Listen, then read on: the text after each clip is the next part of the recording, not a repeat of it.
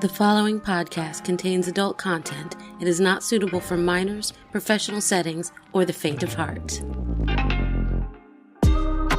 The stories you're about to hear are recorded live at Petra's in the historic Plaza Midwood, Charlotte, North Carolina.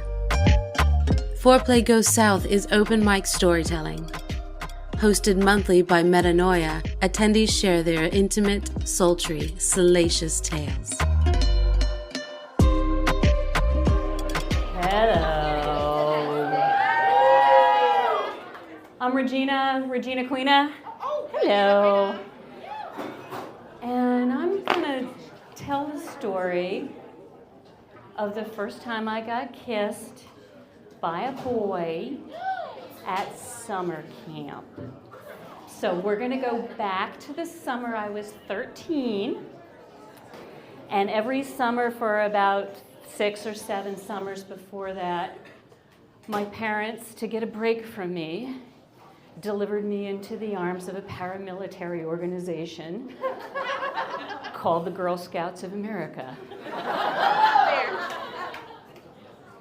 And they packed me up, took me to a parking lot in Fanwood, New Jersey, near the McDonald's, loaded me into a bus, said goodbye to me for the summer, and I went up gladly to Camp Lou Henry Hoover on the, somebody knows it, okay, on the shores of Lake Swartzwood near Hopatcong, New Jersey, where I trudged up and down the hills, sang songs by the fire, toasted marshmallows, and it would be decades before I realized that kumbaya could be used ironically. And that summer I was 13. I was a senior camper. And one of the perks of being a senior camper is not only did you know all the rituals and all the songs and you could teach the younger campers, but you got to go to an end of the summer dance across the lake with the Boy Scouts. And we knew, and I was a budding heterosexual, boys were a complete mystery to me. The only boys I knew were the older boys in the neighborhood who teased my sisters and I was the oldest of 3 girls, or the little boys that I babysat, and neither one of those groups were of any use to me.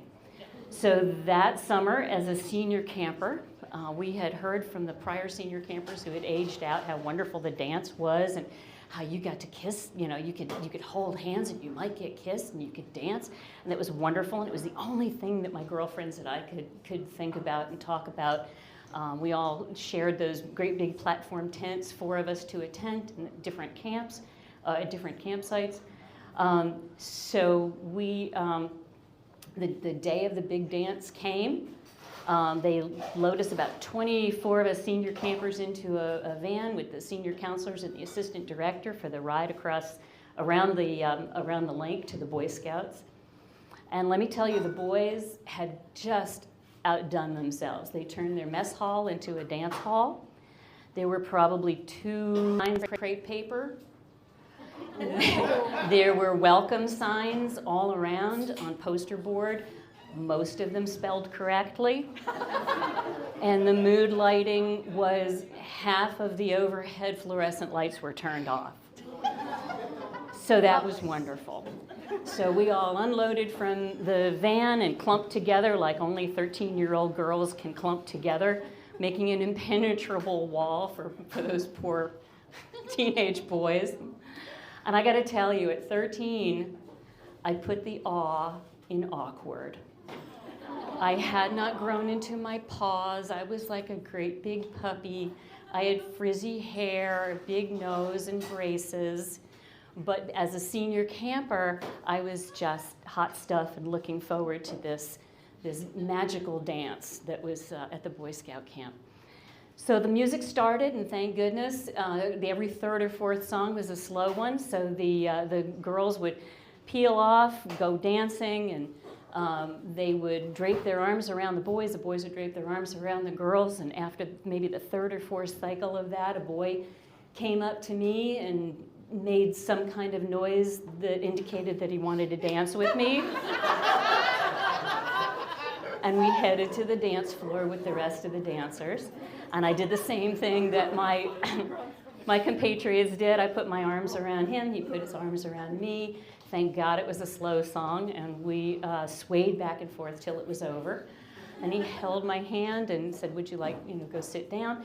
And there was a line of chairs behind the snack table, and some of the couples were sitting next to each other, holding hands. Some were kissing a little bit.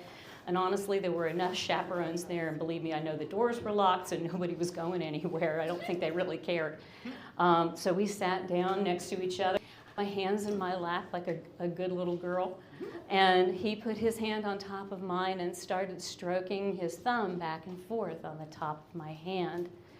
And the sensation was amazing. I felt things I did not understand, especially from the waist down. It was absolutely wonderful. And then he leaned in, and I said, oh, this is it, I'm gonna get kissed. And he put his lips near mine, put his lips on mine. There might have been some proto-attempt at tongue.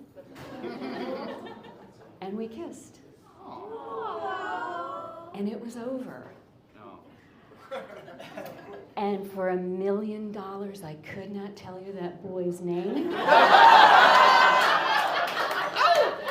I have a vague memory of a shock of dark brown hair, a scraggly teenage mustache, and a cloud of whatever deodorant was popular that year.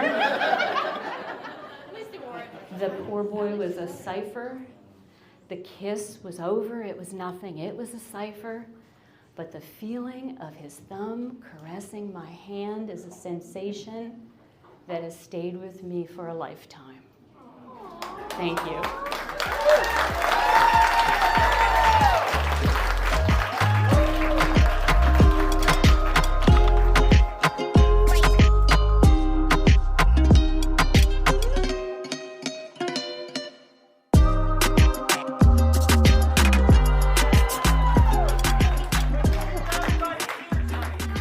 Okay, so the story I have tonight actually is going to go back to Pride. It has been a year, just this week is a year since I moved to Charlotte.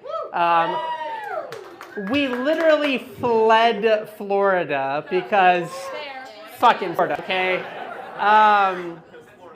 Yeah, so my wife came with me. She's here tonight. She's not kinky, y'all, just so you know. And ladies, you don't have a shot. If Candy's story didn't turn her gay, nothing will. Anyway, so we came here a year ago. I got involved in the kink community in Charlotte. I was loving it. There's lots of great people, all this stuff going on. And then June hit, and it's Pride Month, right? And I'm like, I'm not feeling it. I'm not feeling it. I'm just like, eh. But I was seeing this girl. You met her, at the hunt. and I talked about her at my last story, actually, the scene top that I've played with a couple of times. And she's like, well, come to Myrtle Beach. We have this little group that we have parties. We're talking about 10 people. And I'm like, okay, I've never done a small party. Sure, why not? So I go to Myrtle Beach for the weekend. And I get there on a Friday, and I meet her at her place, and I get ready, and I've got my super cute thigh-high red boots on and a cute little black dress, and I'm feeling good. And we go to the gay bar, which is kind of weird because most of her friends are straight-ish, I guess. They're not legitimate, they're a little legitimate kind of folks in this group. But I'm like, whatever, it's a drag show. Okay, fine, I'll go. I've been to 35 drag shows in my life. At this point, I'm like, whatever. They're more for the straights anyway, let's be honest, right? This drag show, y'all, I was like, oh. I'm talking about black femboys voguing on stage. I was like, that's fucking awesome. I'm lesbian, masked lesbians, throwing money at them. It was this mix in Myrtle Beach, South Carolina. And it was so fucking queer. I was like, oh my God. My heart is so happy right now. It was great. It was this amazing night. It was so much fun. Just watching all this queer joy. It made me feel oh, okay, all right, maybe Pride's okay. Maybe I'm feeling the Pride a little more this month now. It was this good moment. But that was Friday night. Saturday night, we had our little party, and we had our little scene. And she put me on a spanking bench, and that was my first time on a spanking bench. Now, if you know the scene top, some of y'all know the scene top that I have in my life. She gets mad when I give her puns.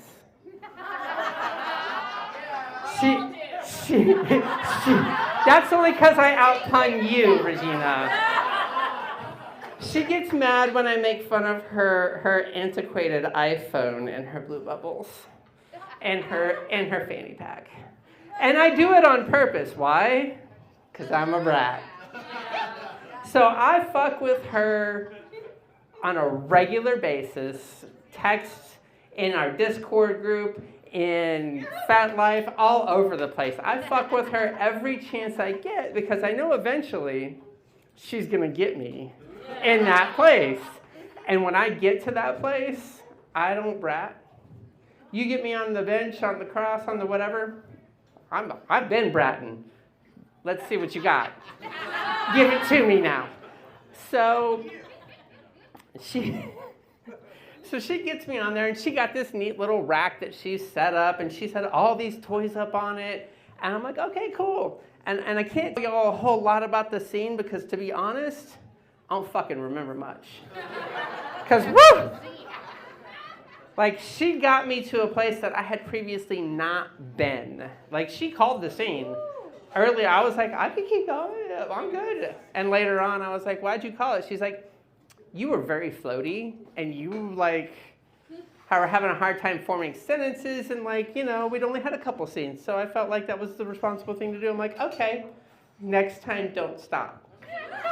And she's like, okay.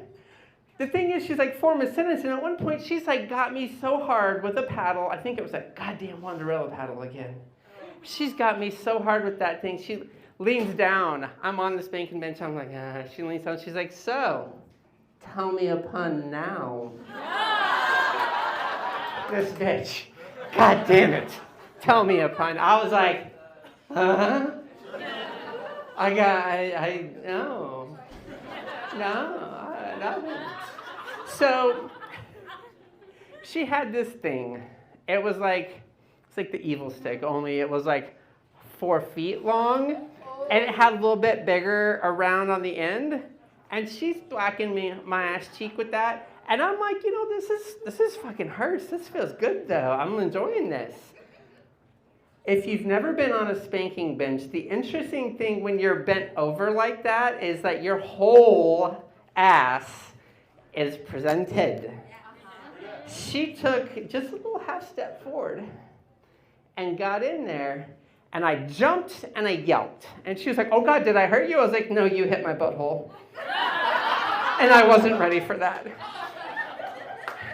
And then we were able to continue on, and I was very much into like subby space and hanging out. I just got a snort laugh, y'all. I just got the snort laugh. Yes. But yeah, she got me like deep into that space. Later on, after the scene, I'm just kind of floating along, hanging out, wrapped up in my blanket. I'm just happy as I could be. Someone else was doing wax play at the party, and I was like, yes. So I got this, and it's on my profile. There's this picture of like this glow-in-the-dark wax all over my chest and all over my titties, and it's like one of my favorite pictures. And I laid there, and I got that, and I was happy. And then they're like, oh yeah, no, you can use the shower, get cleaned up, showered off, got in the hot tub, and I'm just floating naked in this hot tub, and I'm just like, fuck, okay, I got a little bit of pride here. I'm like a trans girl doing all kinds of queer shit in South Carolina, like, all right, pride's alive. Fuck yeah.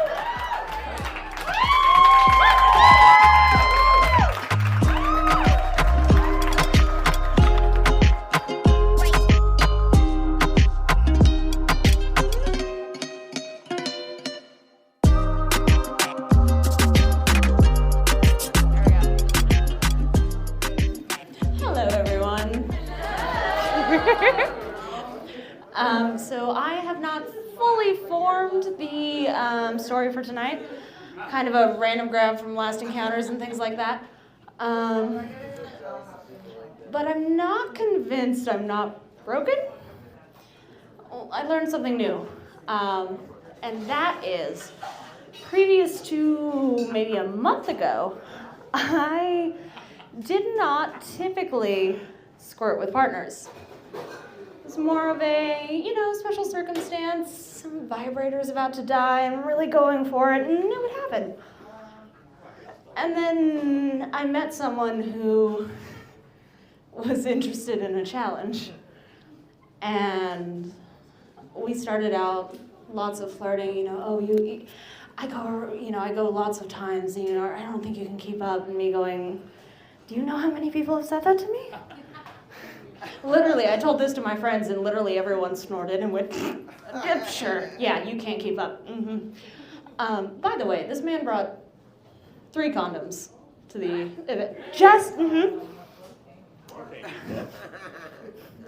So needless to say, I kept up.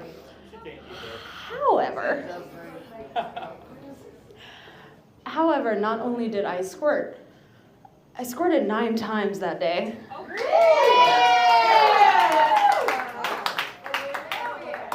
3 towels, 1 bed sheet, a comforter, all soaked.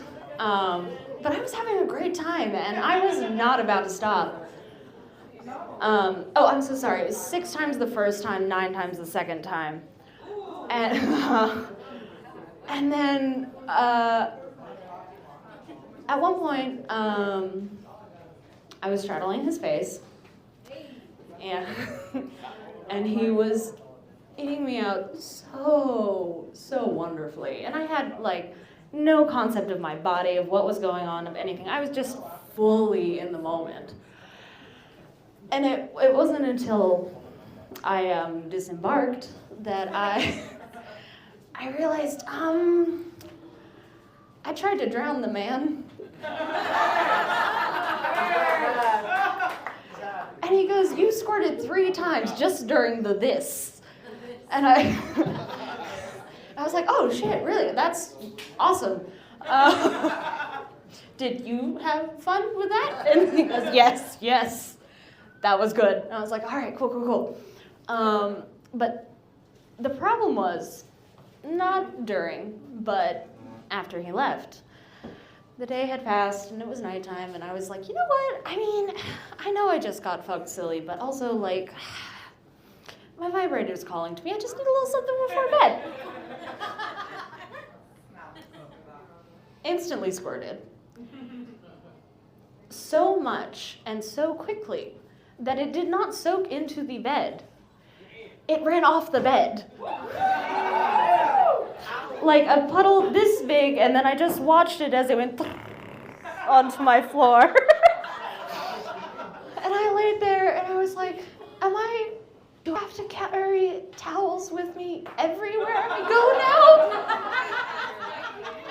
Am I ever going to safely come again? And I've learned that with a little downtime, I can get my body to calm down a little bit. So that my solo practices are require less cleanup, which for me is good. I'm happy with that.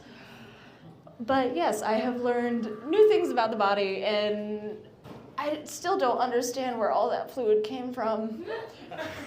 Because it just didn't. Listen, I stayed hydrated. I have historically stayed hydrated for sex because I understand the importance of fluids. However, I have never been so terrified of my own body's ability to do something. But I have found the middle ground. I am not in danger at all times because also I come really easily too. And I was not ready to make this a multiple daily occurrence for the rest of my life. But I am so genuinely pleased at this this new occurrence now that I know that I'm not in danger at all times, of course. And that's it for me.